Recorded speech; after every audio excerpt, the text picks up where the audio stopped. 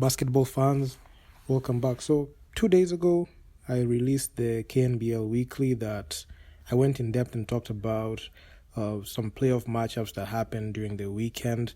And there are a couple of things I left off. And in this video, I'll just do a comprehensive dive into the playoff brackets. And this is a first in a two-part series where I'll talk about the men's and women's division. Primarily, I'll talk about the Premier League. And in this video, I'll be talking about the men's division. So as it stands, the Nairobi City Thunder are the 1 seed, and they finished off with an unbeaten 22-0 record.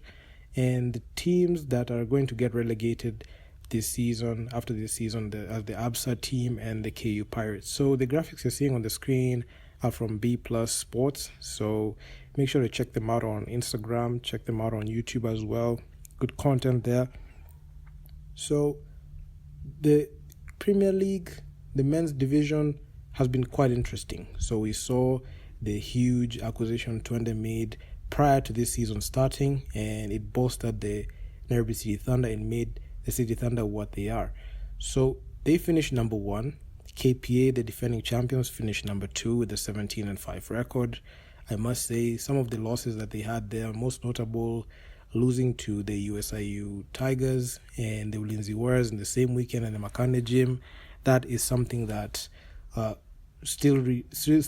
we still remember it. And it just so happens that the KPA Dockers are in a bracket where they're not going to come across either the Ulinzi Warriors, the Kutidumas, the Nairobi City Thunder. They're not going to meet them, and they're in a much easier bracket, especially in the first round matchup, which is a sweep, because as per recording this video, even I released a video talking about it, they won their first game once, so it's only one game that they need to win, and after that they'll be headed to the semis.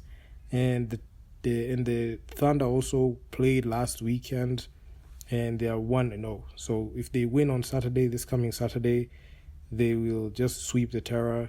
And if they are not able to beat the Terror team, they'll have another try on Sunday. But looking at the way these brackets are right now, I must say some teams in the Premier League just fell off. Let me start off by saying congratulations to the USIU Tigers. They came from the Div 1 to the Premier League, and they have not disappointed. We have seen a couple of teams come straight from being promoted from Div 1 to the Premier League, and they flopped instantly.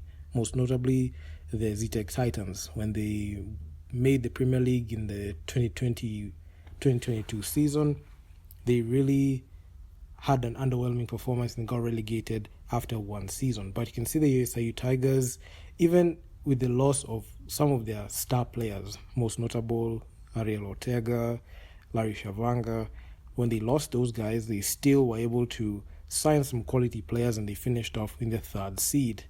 And the most disappointing two teams that I must say they have not had the best performances, the Kutidumas, I must say, similar. They have a similar record. They have a tied record, USIU Tigers, Kutidumas, and the Ulinzi Warriors.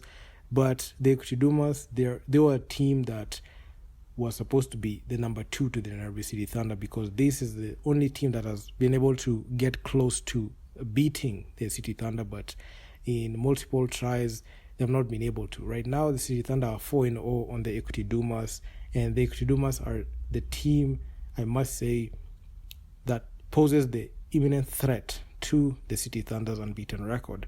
KPA, not so much, because looking at what happened during the last season's off-season, they made a few changes. They altered their roster when they went to the Road to Bal. They really, really struggled there. They lost it, and they didn't even go far. And when they came to the regular season, they lost their key player. They lost Eugene Adair to the Equity Dumas, and it has just been a downhill, because the time they signed Coach Cliff, I must say that was a flop signing, and I feel like that's the signing that made Eugene not be on the team anymore, because it was such a shocker to see him leave mid-season to the rivals. And KPA, they're not looking as like a threat at all. I know they're going to win their first round matchup, and they're going to they're going to play either the Tigers or Blades. But looking at the KPA Dockers as we speak right now, even if they make the finals, I'm not sure if they're going to win it all because their roster is not strong enough to make that push. Because I don't see a situation where the KPA Dockers are going to be able to win in the finals where the Thunder are still there. So that's just going to be one of those difficult things, because we have seen the City Thunder steal a game at the Makande gym, and KPA got mollywopped in the Nyayo gym in the second leg. And same case with the other teams. And the other team that I must say is such a letdown is the Ulinzi Warriors. Since 2022, when they made the KBF finals, this team has never been the same. This team, I must say, is a flop, a potential flop. And one thing that I even was thinking about talking about this and making a video separate talking about this, but what I've seen with the Ulinzi Warriors is this is a team that uses their physicality to think that they can win games, and they lack any technical quality when it comes to playing basketball, because majority of the time they depend on playing physical and just trying to muscle their way to wins. But that has proven very ineffective, because when you meet a team that has the IQ and has the ability to read those plays and they can use the whistle in their favor, it really, really disrupts their game. And it leads to blowouts like what we saw the Thunder do to them, the Ulinzi Warriors team in the Eliud Owalo Foundation. That matchup, I must say, it was so surprising and shocking. The scoreline was shocking. They lost by at least 60 points. And the Ulinzi Warriors have not looked the same. I know they were struggling with injuries. Eric Motoro was not in the squad. But plugging him in this late in the season, right in the playoffs, there's not much to expect from this team. And they are just in the worst situation because they're matched up with the Equity Dumas, and it's just going to be a knockoff. They're just going to be knocked out in the first round. And I wouldn't be surprised if it is a sweep, because the Equity Dumas, they eliminated the Ulinzi Warriors in last year's semis. So the Ulinzi Warriors right now, as currently constructed, have nothing to offer in this KBF playoffs. And another funny thing that I saw, you can see there are two teams that are going to get relegated, Absa and KU Pirates, which I must say it was very, very embarrassing the way they finished.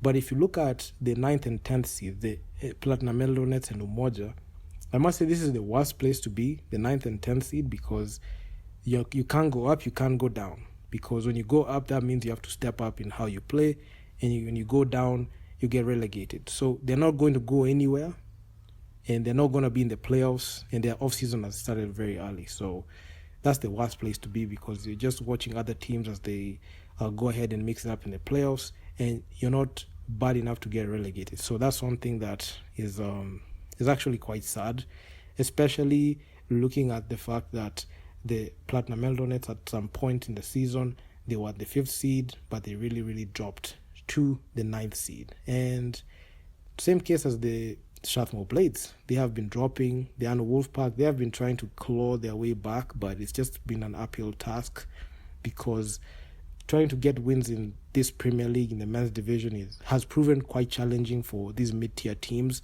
because as long as the top 4 teams are just dominating and they're racking up significant amount of wins, the pecking order dictates that they are the ones who are going to win the games mostly. And they, when they feel good rosters and they feel good teams, they have the ability to go ahead and do the impossible and unthinkable. But the Ulinzi Warriors just got knocked off the top 4, and City Thunder, KPA, USIU Tigers, and the Equity Dumas headline that. And the Ulinzi Warriors, they're just nothing more than a first-round exit. That matchup with the Dumas versus the Warriors, I don't think the Ulinzi Warriors have what it takes to go ahead and pose any threat. In that Thunder versus Terra series, I must say it's just going to be a sweep. And I'm just waiting to see what's going to happen in that Dumas versus Warriors series that's going to happen. The game was going to happen on Saturday. So the Thunder are just going to make quick work of the Terra team. I know they're underhanded a bit because of that whole doping situation, but the Thunder have a deep enough squad that they can be able to challenge and do the most out of any given situation, out of any given matchup. The KPA versus Wolfpack series, I must say, this is a no-brainer, because KPA are just going to sweep that one. I don't think the and Wolfpack pose any threat like that. And I don't think the Wolfpack can be able to beat KP at the Makande gym. The only teams that can beat KP at their home floor are the Thunder, the USAU Tigers, and the Ulinzi Warriors if they're going to match up, but that's highly unlikely. So KPA, if they win their first round matchup, there's a high likelihood that they're going to match up either against the Tigers or Blades. So USIU have the blueprint on how to beat KPA, so watching out on that one. But this is just going to be one interesting one. My picks are the Thunder to make it to the semis, the Dumas to make it to the semis, KPA makes the semis, and USIU Tigers. I'm sorry, Strathmore, but I don't think you guys have what it takes to make it to the semis. So the other thing that I noticed when I was just thinking about making this video was this KBF finals are just going to be a snooze fest if the team, the defending champions, don't make it, or we have like an underwhelming bracket on the other side where KPA is. Because I feel like the real KBF finals is in this bracket where the Thunder and the Kutidumas are, because you have seen very, very great matchups. You have seen how the Thunder match up against the Kutidumas. Those games have been very clutch and close, and hopefully we can be able to see somewhat of some entertaining basketball. But the thing that amazes me with these brackets, the way they wrote them, is the first round is a best of 3 series. I'm not sure why this time they've said a best of 3 series in the semis. I feel like the semis should have been a best of 5 because that's how it's been for the past few years. But hopefully we can be able to see the Thunder and Warriors just go at the Thunder and Dumas go at it. I don't know why I mentioned the Warriors. I think the Warriors is going to get dealt with the Dumas. I'm going to watch that game as well. But I'm very much excited to see this matchup. I'm going to be at the Nyayo Stadium this Saturday just to watch the games, and make sure to holler at me because I'm going to be there. So yeah, man. I mean, this KBF playoffs are just looking like another insane thing that's about to happen. And this is just happening right at the point where I'm just taking on a break after covering the BAL and the NBA finals. I mean, I've been your boy has been working on the grind and be pumping out content out there, but all I'm just saying is we're in for a very good playoffs, and I'll be here. And make sure to check out the KNBL weekly playoffs edition. I'll be dropping news reports and videos on what happens, and especially on weekends.